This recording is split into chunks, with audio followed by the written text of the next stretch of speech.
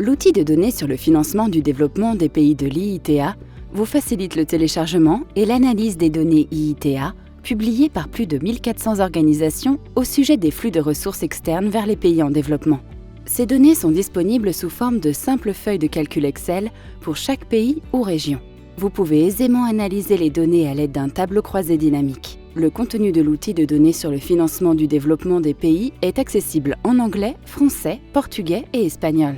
Dans cette vidéo, vous allez apprendre à télécharger les données IITA et comprendre les champs de données des feuilles de calcul.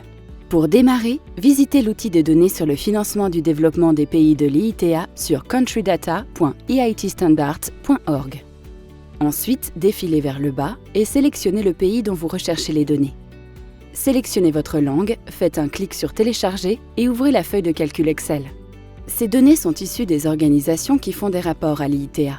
Ces organisations sont aussi bien des gouvernements donateurs, des institutions de financement du développement et des agences des Nations Unies, et même des organisations non gouvernementales, des fondations et le secteur privé.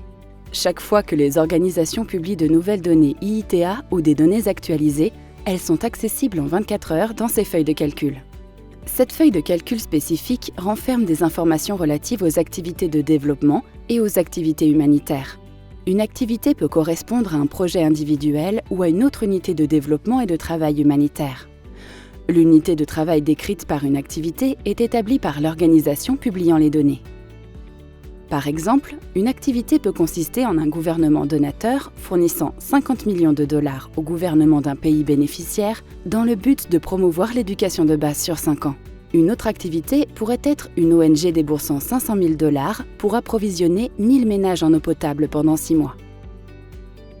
Les lignes de la feuille de calcul affichent le montant budgétisé pour l'activité ou les ressources engagées ou dépensées pour l'activité, regroupées en trimestres. Chaque ligne est la partie du regroupement trimestriel où toutes les valeurs de tous les autres champs de données sont identiques. Pour analyser ces données, vous aurez besoin de comprendre quelle information figure dans chaque champ de données.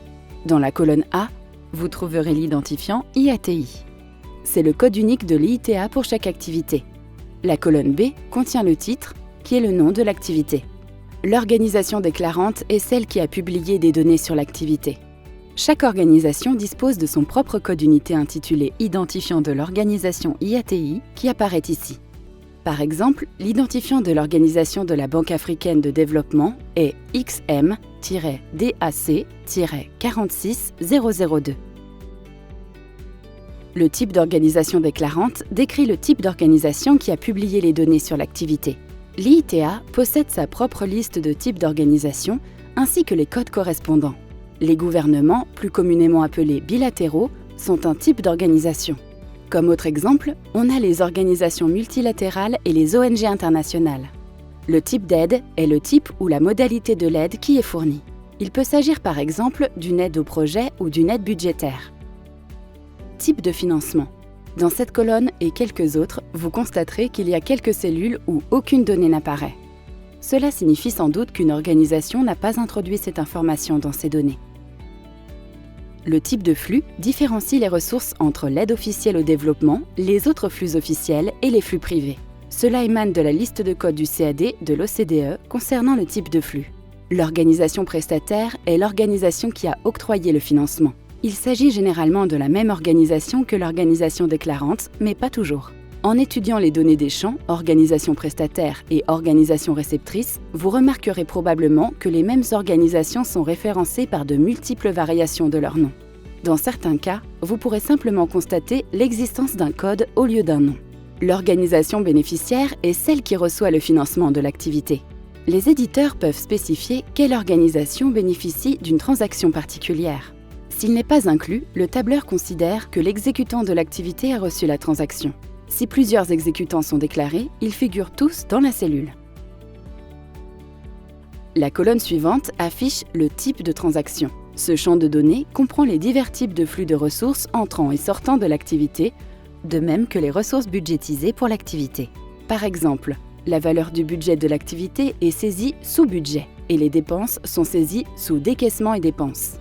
Vous pouvez rechercher les 5 types de transactions dans le guide de l'outil de données sur le financement du développement des pays. Vous pouvez visualiser les valeurs possibles de tous les champs de données dans la feuille de calcul. Le pays ou la région bénéficiaire est celui dans lequel l'activité a lieu et où les ressources sont dépensées. Le pays ou la région que vous avez sélectionné dans la liste déroulante au début de votre recherche sera affiché. Les données de la colonne « Multipays » vous montrent si l'activité compte un ou plusieurs pays bénéficiaires. 0 veut dire que l'activité ne comporte qu'un seul pays ou région bénéficiaire et 1 veut dire que l'activité comporte plusieurs pays bénéficiaires. Lorsqu'une organisation publie des données sur une activité qui comprend plusieurs pays ou régions bénéficiaires, elle alloue un pourcentage du financement de cette activité à chaque région ou pays. Le pourcentage accordé à chaque pays est ensuite appliqué à la valeur de la transaction que vous verrez dans les colonnes V, W et X de la feuille de calcul. Lorsque vous travaillez avec des données concernant plusieurs pays ou régions destinataires, il est primordial de comprendre que la valeur de la transaction n'est qu'une estimation. Par exemple, si une activité a comme pays bénéficiaires le Zimbabwe et la Zambie et que 50% sont répartis entre ces deux pays, 50% ont été appliqués aux valeurs des transactions pour cette activité dans le fichier de la Zambie. Vous pouvez choisir de filtrer ces activités si vous ne comptez pas les intégrer dans votre analyse. La catégorie de secteur procure le grand groupe de secteurs. Par exemple, éducation. La colonne secteur indique le secteur spécifique au sein de cette catégorie de secteurs que l'activité appuie. Par exemple, dans cette ligne, il est question de compétences de vie de base pour les adultes. La catégorie de secteur est donc plus regroupée que le secteur, ce qui implique qu'il y a moins de valeurs possibles dans la catégorie de secteur que dans le secteur. Les données de la colonne humanitaire montrent si les ressources sont destinées à répondre à une crise humanitaire. Une valeur de 1 veut dire que les ressources sont catégorisées comme humanitaires et 0 veut dire qu'elles ne le sont pas. Les 3 colonnes suivantes montrent en détail l'année civile et le trimestre civil durant lesquels les transactions ou les budgets se sont produits. L'année et le trimestre civil relient ces deux valeurs, ce qui vous permet de filtrer aisément en fonction de la période. L'URL fournit le lien vers la page de l'activité sur D-Portal.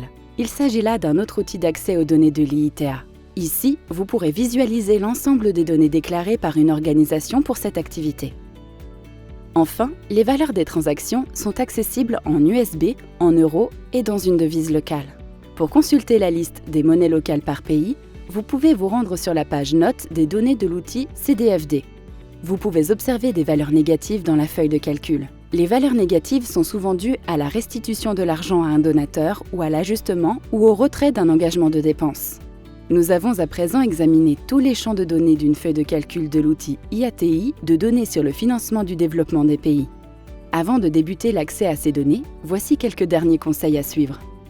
Premièrement, les feuilles de calcul comportent un sous-ensemble de tous les champs de données publiés par les organisations pour chaque activité.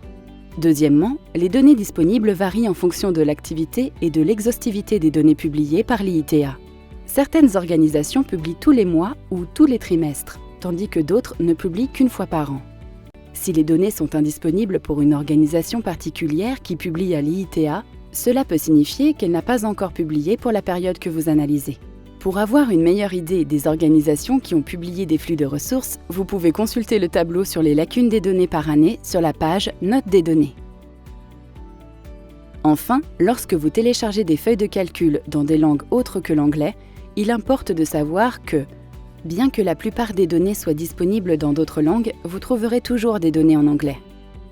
Vous devriez maintenant avoir une meilleure compréhension des données fournies par l'outil IATI, des données sur le financement du développement des pays. Pour plus d'informations, téléchargez notre guide complet.